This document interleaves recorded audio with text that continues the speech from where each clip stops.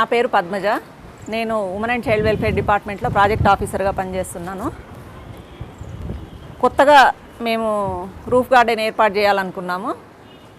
ఇదివరకే రఘోత్తమ్ రెడ్డి గారు నారపల్లిలో ఎస్టాబ్లిష్ చేసినటువంటి రూఫ్ గార్డెన్ మోడల్గా తీసుకొని దాన్ని ఇంకొంచెం మాడిఫై చేసి ఎట్లా ఏర్పాటు చేయాలనేది మేము ఈ పద్ధతిలో నిర్మించుకున్నాము. అయితే సిమెంట్ ఇటుకలు, సిమెంట్ తోటి ఈ స్ట్రక్చర్ నిర్మాణాలు చేపట్టడం జరిగింది. ఇందులో 9 మడులు 4 అడుగుల వెడల్పు 4 అడుగుల పొడవుతో పాటు 8 అంగుళాల లోతుతోటి ఈ మడుల నిర్మాణం చేపట్టడం అయింది.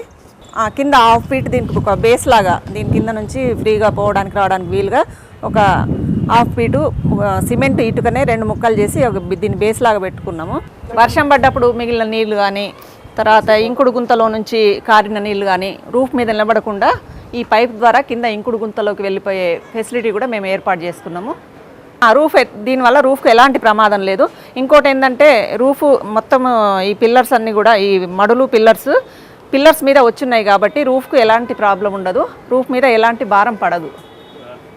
అంటే మొత్తము 9 మడులకి 25,000 రూపాయల ఖర్చు వచ్చిందండి.